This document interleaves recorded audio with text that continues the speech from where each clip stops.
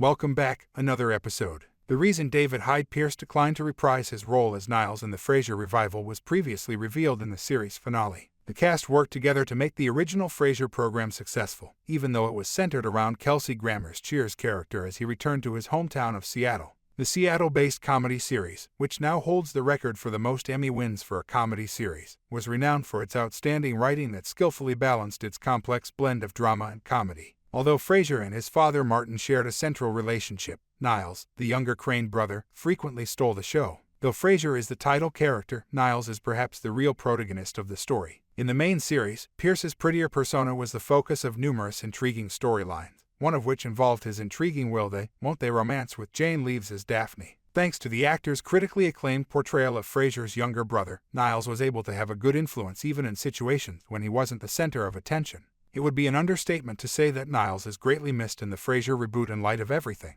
Unfortunately, given Pierce's position on the Frasier revival, it will be very challenging to get him back. It seems like Pierce was unwilling to just execute a carbon copy of his previous performance, no matter how fantastic.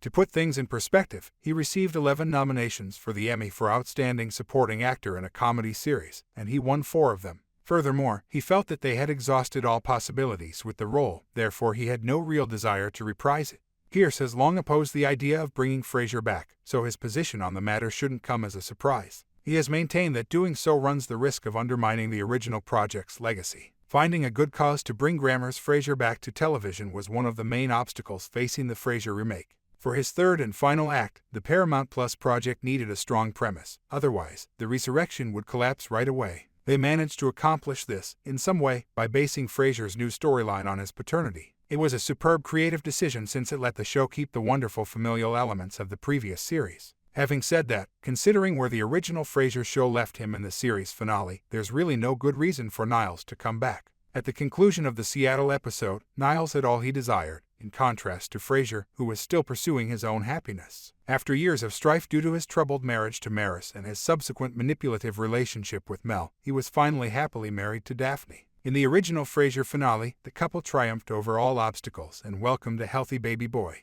It would be challenging to create a cause to bring the young Crane back to the small screen without jeopardizing his happy ending after the NBC series ended with him living his best life. The Frasier reboot maintains Niles relevant in a few ways, even in his absence. If this weren't done, the revival would be subject to criticism about how it manages the legacy of the original program, which would confirm Pierce's concerns that the celebrated comedy drama would be tarnished. First of all, references to Frasier's brother are made frequently, either directly or indirectly. Frasier, Freddy, and David are the 3 characters who are directly acquainted with Niles, despite the fact that the Frasier reboot primarily stars a new cast. This allows them to discuss and incorporate the younger Crane brother into the narrative of the Frasier remake with ease. Second, by establishing yet another will-they-won't-they plot with Freddy and Eve, the Paramount Plus reboot might be attempting to mimic the relationship between Niles and Daphne. The dynamics between the buddies have all the makings of another push-and-pull relationship, but it's too early to tell for sure. Lastly, David serves as a proxy for the Crane Moon ancestry in the Frasier revival.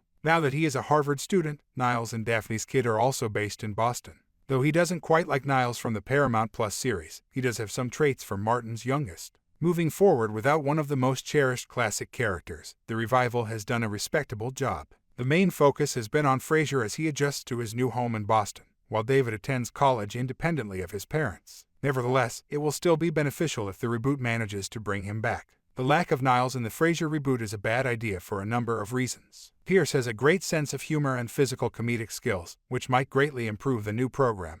More than that, though, it seems strange that he isn't a regular in Frasier's life anymore. Living apart is nothing new for Niles and Frasier. They did so both prior to the latter's return to Seattle and following his departure from the Emerald City for Chicago. It's practically essential that they remain close to one another as they work through their shared grief together, especially in light of their dad's recent passing. Given that David resides in Boston, Niles and Daphne should have no trouble deciding to go to the East Coast as well. If Pierce is truly uninterested in returning to the Frasier revival, he should think about making a quick appearance to prove that Niles and Frasier are still a good match. For more, subscribe.